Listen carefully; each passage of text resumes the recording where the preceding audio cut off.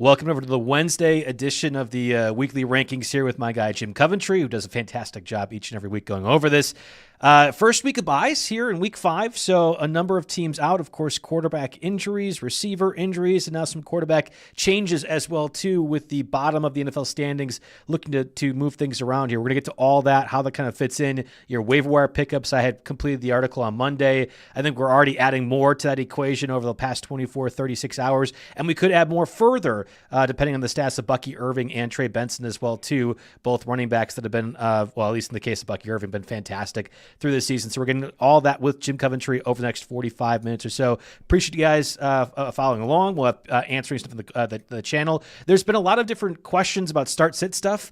We'll answer a few that are pertinent to the conversation, but otherwise, Jim does a fantastic job on the RotoWire YouTube page Sunday mornings going over all the start-sits that he possibly can, which is probably like 5,000 over the course of 2 hours before kickoff. And with the European games, Jim, do you do this earlier, or is it still we're having the start-sit conversations 2 hours before kickoff on the early afternoon contests? We still go 2 hours before kickoff, but on X, I will answer your questions. And now Mondays, which you'll know for next week is for waivers. I answer them on Thursdays up until kickoff, roughly. So you have Thursday questions, and then Saturday till like 2 Eastern. So ask those lineup questions. If you don't want to jump in the live stream, those are the 3 times that it's posted to my X. My weekly schedule is always pinned there. So just check the schedule for that. Yeah, and Jim Coventry NFL is Jim's spot on X, JB Fantasy Sports on mine. So let's start with likely inconsequential fantasy news, but the news that was of earlier this morning. Again, Wednesday, Dillon Gabriel announced as the starting quarterback for the Browns. Week 5, Browns traveling to London to cap off the Vikings doubleheader overseas. Of course, the Vikings did not perform well against an AFC North opponent last week. Carson Wentz struggles, arguably facing a more difficult defense this week in the Browns. And again, how we factor in the overseas travel part of things is interesting. We knew it was inevitable that Joe Flacco was going to get benched, and frankly, I don't want to spend a lot of time on what this means from the quarterback perspective, but I think there are going to be some people hand-wringing about Dillon Gabriel over Shedeur Sanders. If you've been following at all anything outside of ESPN talking points, that was not a surprise to anybody. And in Superflex leagues and 2 QB leagues, I do think Dillon Gabriel is going to have a long leash as a starting quarterback for the Browns. Now, I don't know how long. It would behoove the Browns, if nothing else, to put the Shedeur Sanders thing to bed, to let him play at least one game, and I wouldn't be surprised if it happens later in the season. But right now, Dillon Gabriel is going to be the starter for the Browns for the foreseeable future. Yeah, there's no doubt about it. And look, the Browns probably just figured this out. They have a pretty good rookie movement going on there. They have a number of rookies contributing, second-year players contributing. It seems like they've done reasonably well other than the quarterback position in the draft in recent years. And right now, get Gabriel in because they have to see what they have going. They have to know next year because they're going to have a high pick. They have to know, is right. Gabriel our guy, or do we need to draft a quarterback high? I don't think Gabriel's the guy, but they have to make that decision. Maybe he's better than anybody thought. I saw him as a project, but at least give the kid a shot, right? Yeah, exactly. And I don't think it's fair to just make this exact comparison, but I think the natural inclination is to say, all right, Dillon Gabriel is going to be, as Jim's off right now, we'll get Jim back on momentarily.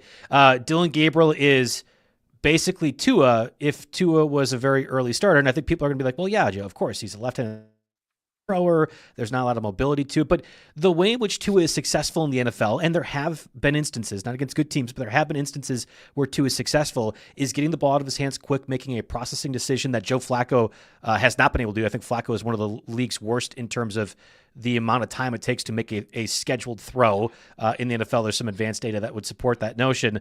Gabriel can do that too, and I think we saw it in the preseason. I didn't want to overreact to the Jackson Dart preseason stuff because we know that defenses are a little bit vanilla and mundane in the preseason. And I think the same thing has to be said for Dillon Gabriel too. But this is a Kevin Stefanski special. We think Case Keenum, for example, was a fantasy-relevant quarterback for the Vikings when Kevin Stefanski was there in Minnesota. I think the same thing could happen for Dillon Gabriel, that we could talk about him as like a top 25, top 20 quarterback. The only issue is Cedric Tillman now in injured reserve. You still have Jerry Jeudy, the 2 tight ends. It's just a lesser offense and one that wants to run through Judkins as much as possible. So that caps upside for Dillon Gabriel as well, too.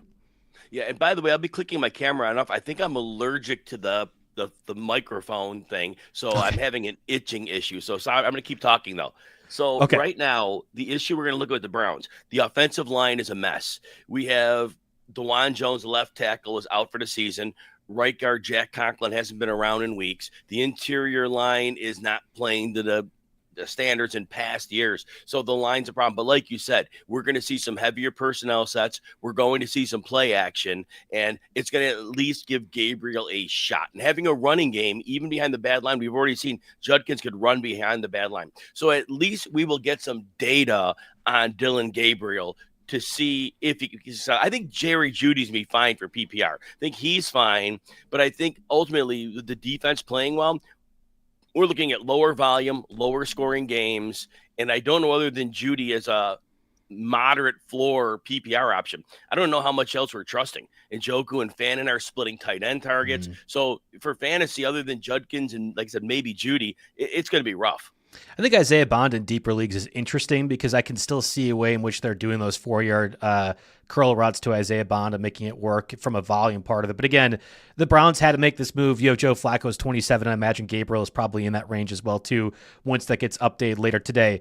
We have 4 teams on bye: Jordan Love, Caleb Williams, Michael Penix, your streaming quarterbacks or starters that will not be available this week. So it already shrinks a shrinking floor, and that includes Lamar Jackson out for at least this week and possibly more with that hamstring injury too. I had made the case in the waiver wire article, again, posted on Monday. You can see it, I think, for free right now on the site, that Tua Tagovailoa is probably the top streaming option that's widely available. You have him ranked at 18. Unfortunately, the issue is Sam Darnold, Geno Smith, Bryce Young. They're all kind of in that mix. Against this Panthers defense, I think Tua has an opportunity to do well, but no Tyreek Hill now for the rest of the season. Of course, possibly his career after that gruesome knee injury on Monday. Is Tua in that range of low-end quarterback one conversation? Because if you don't have a Jordan Love or Caleb Williams, you're probably looking to the waiver wire to replace them. Yeah, Carolina, obviously not a good defense. If Miami gets a lead in this game, I could see them running the ball heavy. I could see them not throwing a lot. And that's a possibility. It really bothers me with Tyreek out because teams are going to really compress things out. Tua doesn't have an arm. He has the weakest arm, maybe bottom 3 arm in the league. And so defense are going to dare him to win deep. And with no Tyreek, I mean, Jalen Waddle hasn't been himself in, a couple of years now. So, yes, Tua can put up something here.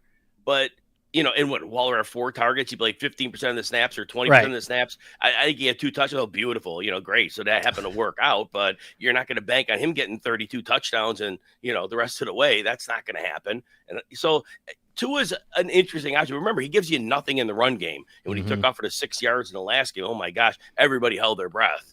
Because he's running like at 1 mile an hour, and it's like, all right, you're going to take a shot. And the guy tried to hit him. Actually, the Jets guy tried to take his head off.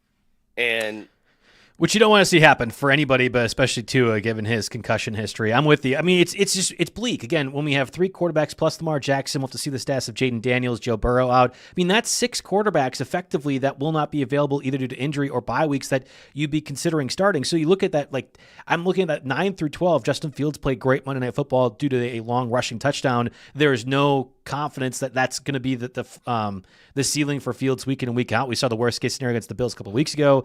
Dak Prescott looked fantastic against my Packers. We're not going to talk about that because I'm still annoyed.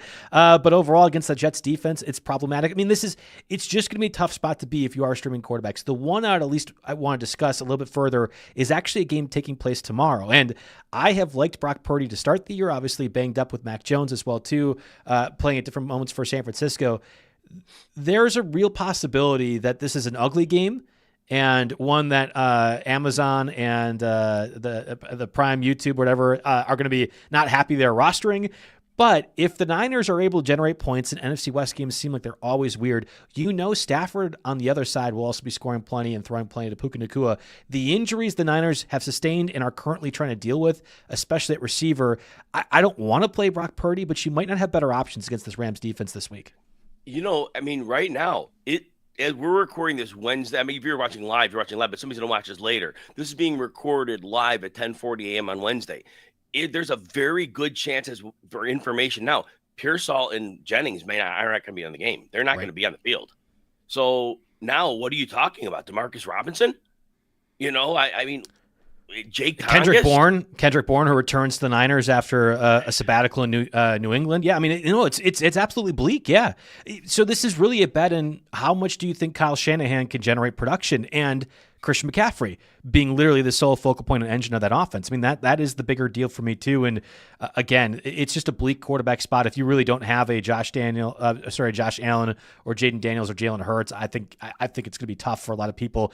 Mahomes against Jacksonville is interesting. Now, I've seen a few people talk about the Jaguars as a streaming defense, given all the turnovers they generate.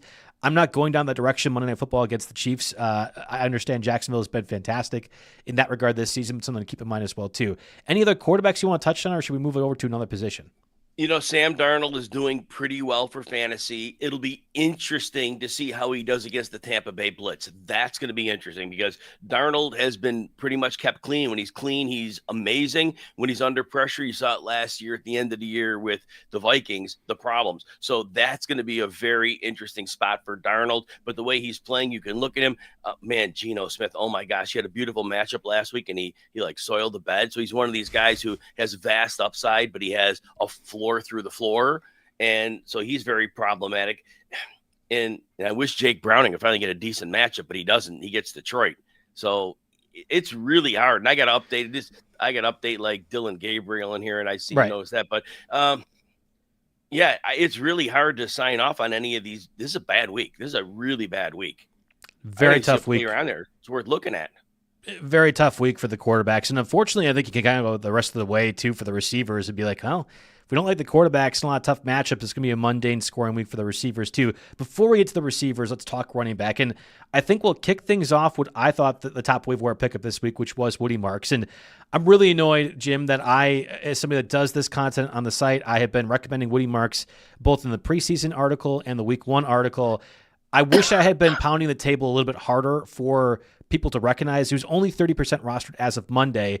That should have been closer to like that 45% mark. And now, of course, goes nuclear against a bad Titans run defense. I think this is going to be one of those things towards the end of the year. Going to be like, just start any running back against the Titans the way the game script seems to be going with Tennessee. But Woody Marks explodes. And the part that really bothers me is I think this is the exact replication of the New York Giants from last year, where Tyrone Tracy comes on after Devin Singletary gets injured and just ends up being a running back 2 mainstay the rest of the season. Woody Marks is supposed to be a pass-catching running back, gets more involved as a ball carrier. The veteran in front of him was either injured or ineffective. In this case, Nick Chubb not playing all that well. And the offensive line for Houston is not good. The passing attack is not good. And yet you could say that same thing about Tyrone Tracy and the Giants last year. Tracy still ended up being a totally fine play due to the volume. Is Woody Marks in that territory for you? Do you see the comparisons, or are you not as aggressive on the Woody Marks hype train as I seem to be this week? I think I have Woody Marks as running back 25, and I'm going to probably move him up. Not a whole lot, but I'm probably going to move him up some because we don't know for sure that the team is going to commit to that. There's no reason they shouldn't because the line is so bad, and poor Nick Chubb, he just isn't at the stage where he can create on his own anymore. If he had some help, he could do something at the second level, but getting there is the problem. But Woody Marks is able to make some stuff happen despite the line. So I think the team has no choice but to go to him. And anybody who's like looking at the name Ravens with defense, and look at the name, because this defense is honestly one of the worst in the league.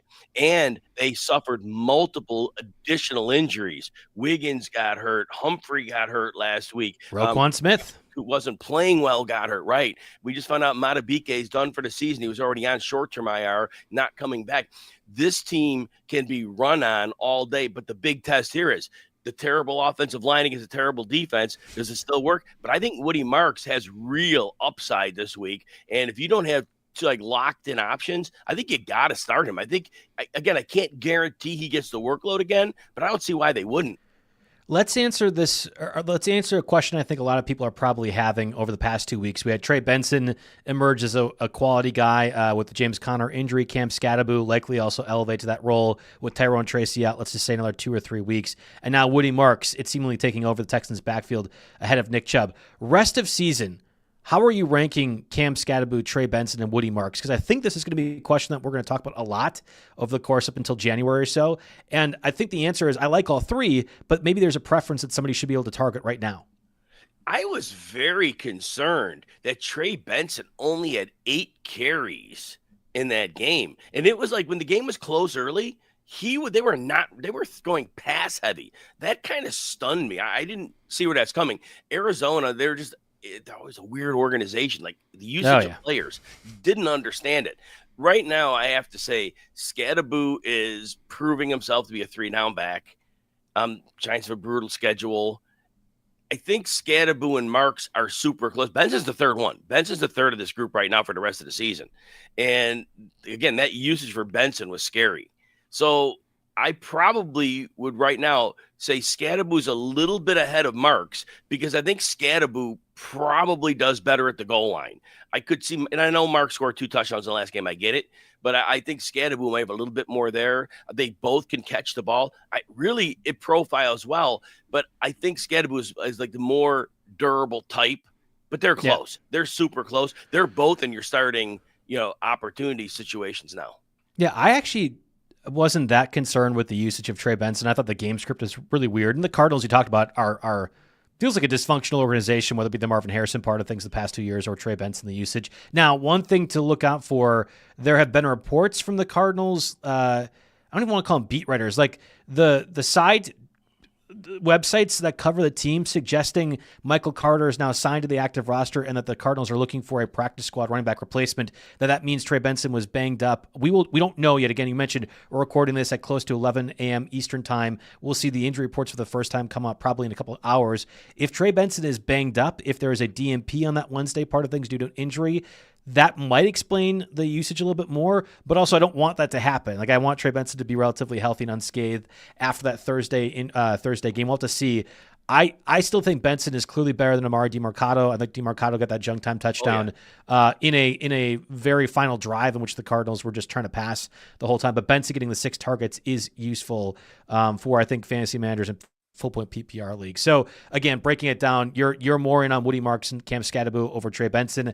I still think I have Benson closer in that group, but I might put Woody Marks ahead of everyone right now because I think we have seen something with that. And again, I don't want to make the mistake of Tyrone Tracy last year not being more aggressive with that. I had made the argument in my waiver wire article, again up on the site right now, and will be updated daily leading to Thursday's kickoff, that the way we are talking about Kendre Miller, not Jim and me, but the fantasy community talk about Kendre Miller is wrong. If you like Kendre Miller as a good quality backup running back to the Saints, no issue whatsoever. I mean, that's no different than how we were drafting Jordan Mason to Aaron Jones, for example. I have zero issue with that. The way I keep seeing people speculate Kendre Miller is in the event that Alvin Kamara is traded from the Saints. Again, Saints being one of the worst teams in the league. We thought that entering the year, 0-4. Alvin Kamara, a veteran, I think he's either closer to 30 or at 30 years old. There's reasons on paper to trade Alvin Kamara to, let's just say, the Chiefs, who have a desperate need at running back. The Saints, on paper, can't trade Alvin Kamara because they keep doing that dumb stuff in their contracts where it's not just the acquiring team taking on $8.5 million in Alvin Kamara's salary, but the Saints also taking on $12.5 million in dead cap space. Now, if you pay the Saints draft capital to do so, let's just say in the form of a second or third round pick, maybe that is worth it to the Saints. I'm not saying it won't be. Again, we have multiple weeks before the trade deadline comes, but for a guy that is a pillar of the community, a leader, somebody that they gave a contract extension to last year when they looked equally as bad as they are this year, I don't think we answer Kendre Miller as the replacement to the Saints. I will proposition you, Jim, though, Isaiah Davis should be the answer the way that we're talking about Alvin Kamara because Breece Hall in the final year is his rookie deal. We know the Jets didn't want to commit to him starting the season. That was supposed to be that 3-headed backfield. And the Jets also 0-4. And if they were to get good draft capital for Breece Hall, Isaiah Davis, now with Braylon Allen on injured reserve, is probably one of those guys that I think needs to be picked up just about everywhere. Yeah, Isaiah Davis is really, really talented and does, if he has an opportunity coming his way, he definitely could be very effective with that. He's a deeper league speculative ad because, like you said, should a trade occur, but you never know if these are going to happen. But certainly that would be very optimal to get him on your roster right now. In shallower leagues, you can't take that type of desperation move. If you're in a regular ESPN league with friends, you won't have a roster depth that size to do that, but a deeper league absolutely move in on Isaiah Davis. Somebody asked, would you drop Calvin Ridley for an Isaiah Davis? And I would assume that sort of question is brought on by a deeper league format, and we can get to the overall Titans receiving core in just a little bit, but like that sort of concept, if you're not playing Calvin Ridley anyway, and he's your wide receiver 4 or 5, I would rather take the lottery shot on Isaiah Davis, because I strongly think if we are in that territory of, starting running backs getting traded, who we're looking at, it is not Alvin Kamara. It's more closer to Breece Hall. Yeah, and you know what? It's really sad, but we're past the point this season. We have to start disconnecting the name from the production. We know Calvin Ridley's a talented player, but he has 3 games with 30 yards or less out of 4. His big game in week 2 is 3 for 57. He has been a drag on your roster. And 4 weeks. I mean, this is a very significant chunk of your fantasy season. And Cam Ward's under a lot of pressure. We can say nice things about him, but he is not getting production there. So realistically, you could drop Ridley and not think twice about it. Look, if it comes back to haunt you, what do you do? But how long do you actually leave him on your roster? Because if you put him in your lineup, you are just risking another 5 PPR points. Right, exactly. We're missing 4 starting running backs in buys this week with Josh Jacobs, DeAndre Swift, Jalen Warren when healthy, and of course Bijan Robinson. So I don't want to go down this route. I wouldn't want to in fantasy leagues this week, but if you have the Chiefs backfield, either Kareem Hunt or Isaiah Pacheco, and also possibly Brashard Smith, how are you looking at this Chiefs backfield, especially with what they did against the Ravens last week, and saying, is any one of those guys starting category in a flex or deeper league? You can't trust any of them right now. And it's funny because Pacheco's snap share went all the way down to 37%. Now, I understand this. Hunt got a lot of late work because it was a blowout, and he was the closer. But I will say this. Even though the Ravens are terrible, Pacheco looked explosive for the first time ever. So he looked really good on a couple of runs. And I don't know if that moves the needle for Andy Reid. I certainly don't think that gives you enough insight to say you're putting him in a lineup this week. But watch Pacheco this week. And if he plays at that level of explosiveness, maybe Andy Reid sees that and says, he looks back. And that had nothing to do with the Ravens defense. That had to do with, he was running with authority. I ain't seen that since pre-injury last year. But other than that, you're right. You are praying for a touchdown from either one, Pacheco or Hunt. Brashard Smith, I believe this was game dependent, game plan dependent. Okay. I think, but he's going to be a factor. He definitely is going to be a factor, Joe, and you know this. But Remember the history of Andy Reid and rookie running backs, especially receiving backs. Takes a while to learn everything. That was a nice little implementation Brashard Smith had. Don't be surprised if he doesn't appear at all this week, but I think second half of the season, I think he's going to have that Jerick McKinnon role. That's exactly I think he's going to be a very, very featured receiver. But Andy Reid's history is really weird in the first half of the season. Post-bye, I would definitely say, oh my gosh, Brashard Smith is probably going to be, a 35% player on passing downs.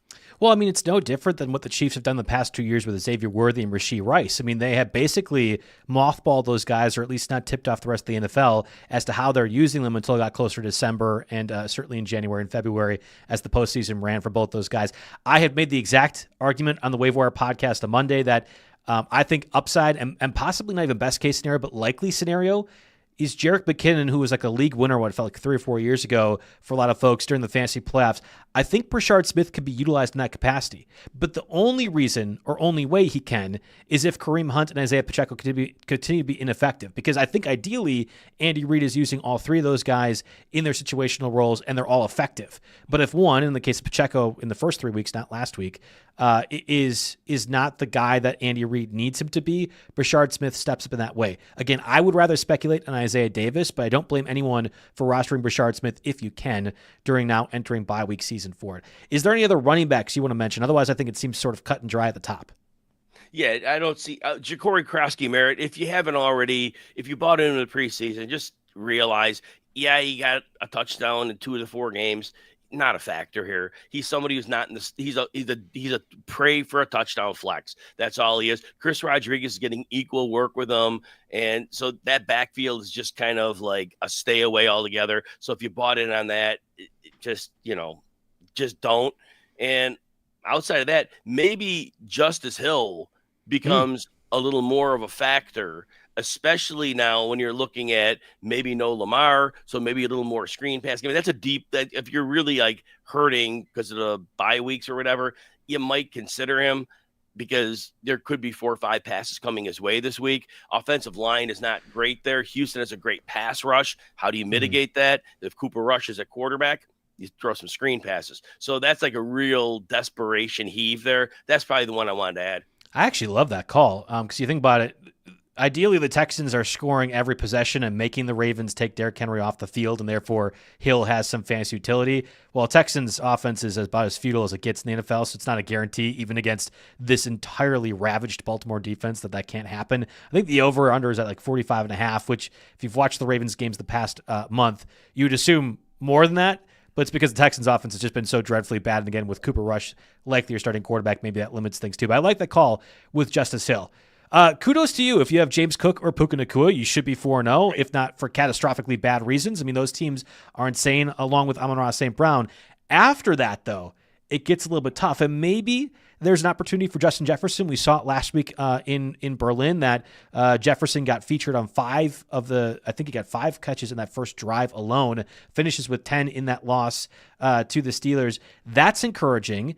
And if there is another good game for Justin Jefferson, can I pitch to you, Jim, a sell high opportunity for Jefferson with J.J. McCarthy coming back? Because I still have my reservations. The effective rookie quarterback can actually generate a lot of volume to Jefferson, especially now with Addison back.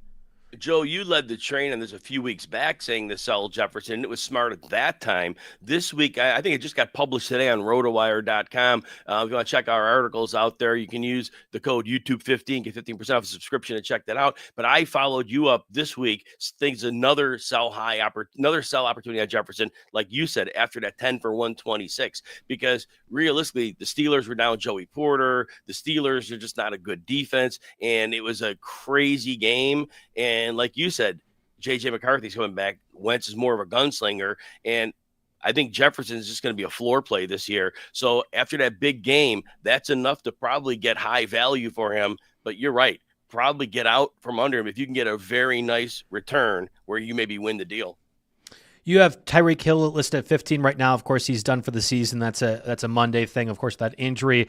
Does Jalen Waddle end up getting bumped up? Right now you've met 28. I would assume as you're doing more of the reshuffling of things, and I know you update these normally in like a middle of Wednesday in the afternoon. We normally have like a weekly meeting. That's a great time to do other work that's more important than watching the RotoWire weekly meeting.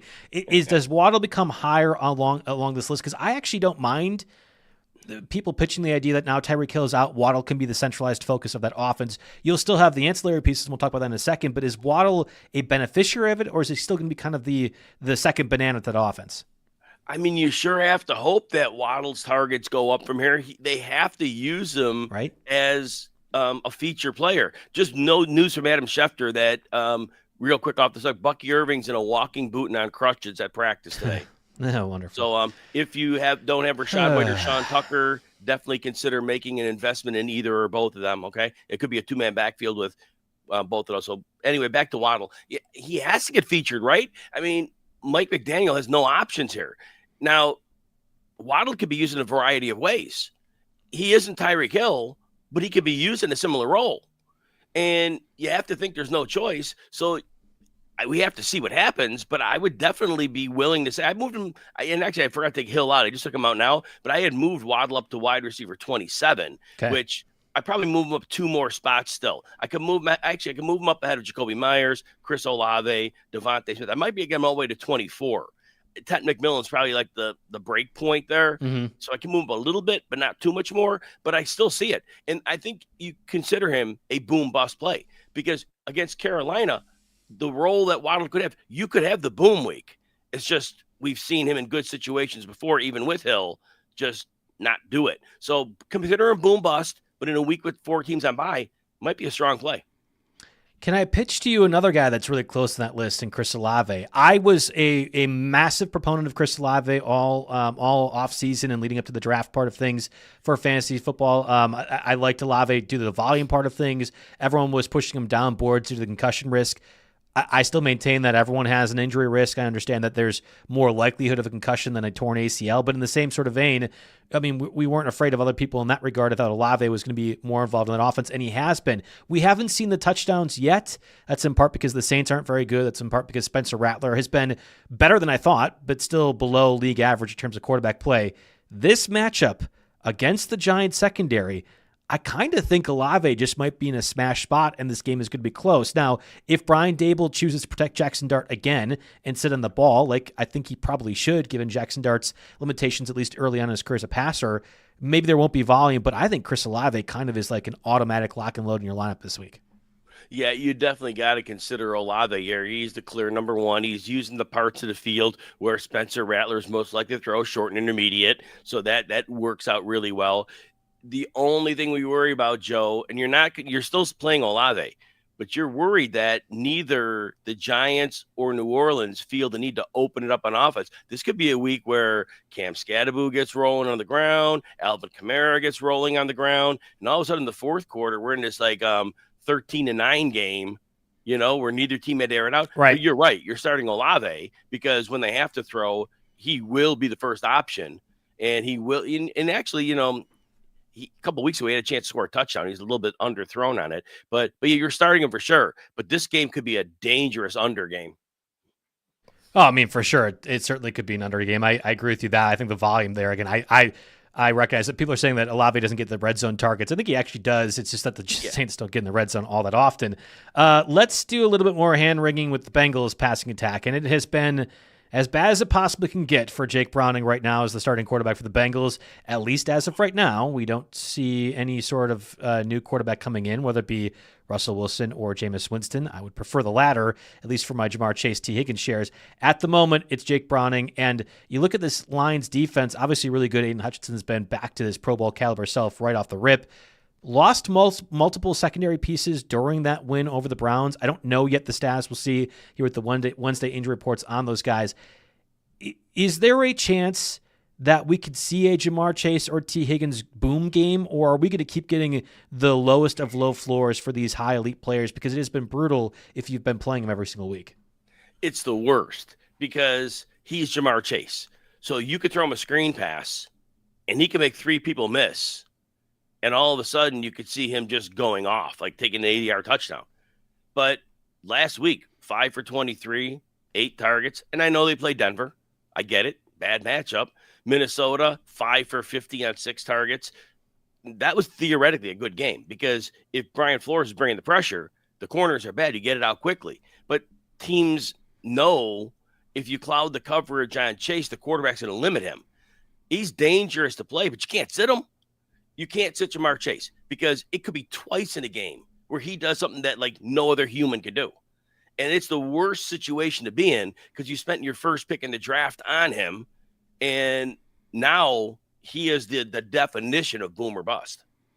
Yeah, like me, who had the second pick in Scott Fishbowl, I was very excited about it. Couldn't believe my luck that I finally got a top pick. And oh yeah, of course, get Jamar Chase in there. Still 7-1 right now. We could do a lot worse in terms of that. I know Jim and I had a lot of fun when we did the Scott Fishbowl in Madison. 3 months ago in July. But we'll have to see if that team ends up actually turning out to be pretty good. The other, I guess, we'll call it a revelation, but I think we got more information about the Buccaneers passing attack now. Post Mike Evans out still multiple weeks with that hamstring injury. Chris Godwin makes his debut. Was utilized as much as I thought they probably could use him.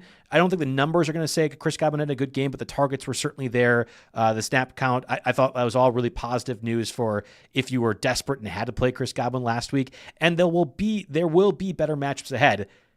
But the Seahawks defense is a good one. And it's a frustrating thing because if you have a Mekabuka, you really were able to survive off that one long touchdown, sort of broken play. Great throw by Baker and great play by Mekabuka. But I don't know. I mean, again, we mentioned the quarterback play that's available this week. You have to play Baker basically no matter what. You have to play, I think, both of these Buccaneers receivers too, even though there's probably going to be muted production this week. And Chris Godwin, looking at 10 targets, is clearly shaking off rust.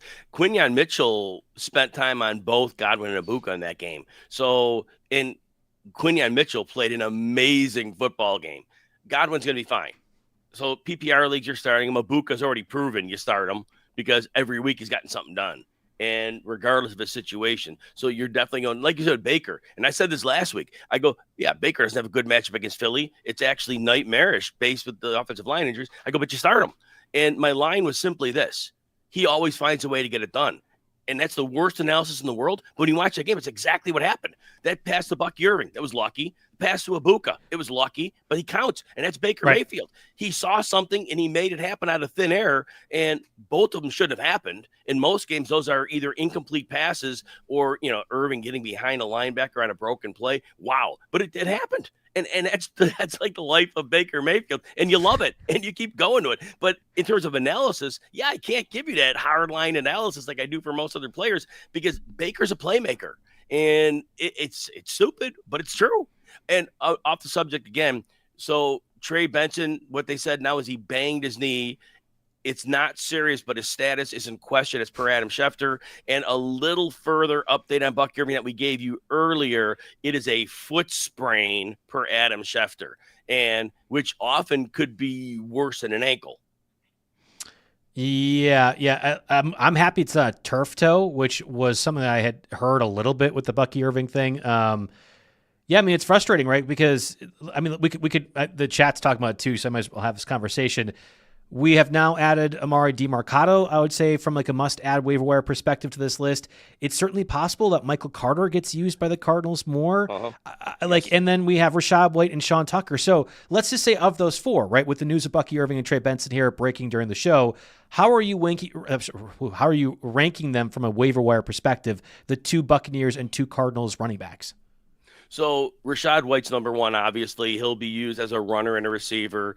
And Sean Tucker, man, he's the boom bust one of the group, but you know what? He may be actually number two in this one because they're probably going to get some volume there. And DiMercado's three. He's not good.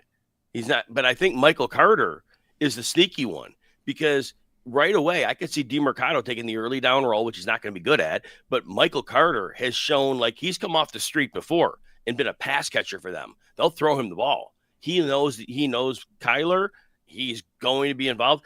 He's the one that's on waiver wires, maybe still. And I had actually made preemptive claim on him last week in a couple of deep leagues because when Michael Carter's buzzing around, pass catcher. But like I said, it's Rachaad White. Tucker and DiMercado are probably kind of even. Maybe you do give the edge of DiMercado because he probably gets more sustained volume. I just don't think they want to overload Rachaad White with carries. So that'll be interesting. And Carter's your just deep wild card. If you're in a deep league, nobody out there, you need an emergency starter, emergency flex, PPR. He could get you a 0, but he also can catch 6 passes. Literally just added him in Scott Fishbowl as we were talking. That just processed. I added Michael Carter there as the Tyreek Hill replacement on my roster. Somebody right before us added Sean Tucker as well too, which is so funny that people are in on this backfield right now. Yeah, I think that's the right breakdown. I think Rachaad White. If this Bucky Irving thing is just like a 1 week thing or possibly a 2 week thing, you have Rachaad White for this specific instance that he could do everything for that offense, and that Sean Tucker could be a complementary piece. It's a very good thing for the Buccaneers. It's why they have so much depth and are able to sustain as many injuries as they've had right now. I don't mind the concept of Michael Carter and Amari DiMercato, but I think they're more or less the same. And once Trey Benson comes back, I still maintain the idea that Benson is the best of that group at being the 3-down ball carrier that the Cardinals want their offense to have in there. If they can, right now with James Conner, of course, injured, and Trey Benson possibly too, that's a different matter altogether. I don't have much more recommendations of the receivers. I think we talked about a lot of those from the past couple of weeks and the data that we've gotten, things that we've changed from supporting instances. The tight end position might be the only one, frankly, that we might have to see multiple tight ends in a lineup given all the receiver injuries, all the running back injuries, and lesser passing attacks. That doesn't mean that the tight ends are ones that I'm projecting high, though, but it really is hey, if they get a touchdown, they might actually be very critical members to your fantasy lineups this week. So I think case in point, probably a guy like Zach Ertz with the possible return of Jaden Daniels. Yeah, Zach Ertz always in play with Jaden Daniels because defenses do give them downfield. Now, what's interesting is, though, with McLaurin out last week, if he doesn't come back, teams are less likely to put the shell over the top because they're not worried about anybody beating them deep. If they do, so what? Because it's like McLaurin's the reason teams will drop the shell. So if he's out, that actually hurts Ertz because there's more bodies. Debo is still good running after the catch. So Debo's fine. Debo's actually great here. And I have Debo, believe it or not, the wide receiver pool is so weird this year. I have Debo all the way up at wide receiver 11. And at 3 Zero issue with that. Mm-hmm. Yeah, he's just getting it done every week. And my off the cuff, if I hear McLaurin's a full go, I'd probably move Debo down a few spots, but my expectation is that was an injury that McLaurin, they were seeking more information on. But back to your tight end question with Ertz. Ertz is still a fine floor play. I have him as tight end 10. He always is in play for a touchdown, and he's always in play for 5 catches. And at that position, that's kind of gold. Yeah, no, absolutely. And I think you look at the rest of the list, we have been pretty on the Brenton Strange of the world who've kind of elevated to that tier where you can maybe pick them up. I had mentioned in my article, I was going to say Trey McKitty. No, not Jatavian Sanders. Who's the new Panthers tight end with Sanders with a high ankle sprain? Tommy Tremble? Yes, Tommy Tremble, who scores a touchdown last week, gets, I think, somewhere in the range of 6 to 8 targets. I don't think Sanders plays again this week with that high ankle sprain. And if that's, I mean, like we've seen the Dolphins be victimized from a tight end position of fantasy. I don't mind Jatavian Sanders. Gosh, my God, Tommy Tremble being a little bit higher on that list too, if you need to. Again, I picked him up in the Scott Fishbowl, for example. I saw 4 people end up going like a buck or 2 in him. I think Tommy Tremble is one of those dudes too. And then finally, let's do this. You have him right next to him. Darren Waller, right, scores the 2 touchdowns. Everyone sees Tyreek Hill out. I got multiple questions on Twitter, on social media saying, oh, okay, is Darren Waller the replacement? It's not the same offense and it's not the same player. Jonnu Smith is actually good. Darren Waller was rapping last year. Can we please stop making the same sort of comparison? Like, it's not a 1-for-1. And if I'm Mike McDaniel, I'm not an idiot. I can see the same thing too. So Darren Waller will not be a featured part of that offense, at least early on. He made his season debut, only played, 15 offensive snaps, scores the 2 touchdowns near the red zone. Great.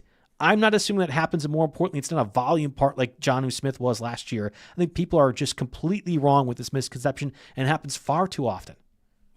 Yeah, I keep him low because of the snaps. And the snaps, how much are you going to move the snaps up? And, you know, like you said, they're in the red zone multiple times, and do we know they're getting there that often? And is it Achane taking it in, or is it maybe Waddle's good in the red zone too? Waddle's always been good in the red zone. So it just was one of those things. And with Waller, look, if you're desperate, and I get it, there's teams on bye, there's injuries, 14 teams, King Classic. Waller's a player that you might flex in out of desperation, but that's what he is. He's a desperation pray for a touchdown guy. Maybe he gets 3 catches, but there are a lot of players ahead of him that are more featured parts of their offenses. Yeah, and even people with the 3 catches, the sane Darren Waller managers will be like, oh, that's fantastic. People that are assuming Darren Waller walks right into the Jonnu Smith role are not sane, right? And I just don't think that's going to happen again. I could be wrong. I have been not really wrong in most of these situations throughout the year, and even if Darren Waller stays healthy, that seems to be a win in the Dolphins' book overall. Is there any other tight ends you want to mention before we head off for the show today?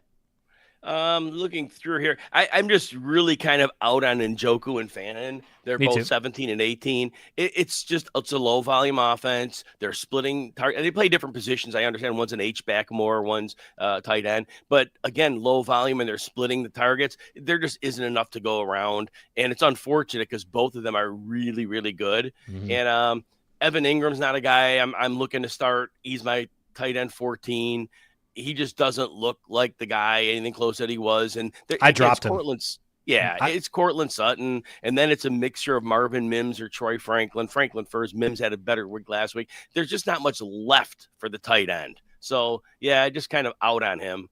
Yep. I'm with you on that one, too. I dropped Evan Ingram in a lot of places. That was probably one of my biggest misses, at least right now. I loved Evan Ingram. I loved T.J. Hawkinson, too, and both are just disappointing, as is a lot of the tight end position. If you didn't get Tyler Warren or Tucker Kraft, I mean, those were the 2 emergencies. Juwan Johnson was a waiver wire pickup, and Jake Ferguson really benefiting with the CeeDee Lamb injury, and I think that will be one that maintains up until when Lamb ends up returning. So, and again, we mentioned this earlier. I'll just rehash it again for those who are popping in live to the channel. Also, you can rewind as well, too. Woody Marks or Trey Benson. I think we're all in on Woody Marks at this point, and Trey Benson being banged up, possibly not available for week 5. It feels like a very obvious call for Woody Marks then as well, too. So that is for us on this edition of the Wednesday Weekly Rankings here with Jim Coventry. Again, we'll see Jim on Sunday, 2 hours before kickoff. Of course, we'll have another European game. Make sure, if we didn't learn anything last week, make sure to at least wake up, set an alarm, check to make sure if there's any injured players that possibly could be out there, so you're not running into the Jalen Warren part of things once more. But with 4 teams on bye, good ones at that too, less offense around, hopefully not dealing with as many injuries as I am in my lineups. And we're back in at this time next week. Thanks, everyone.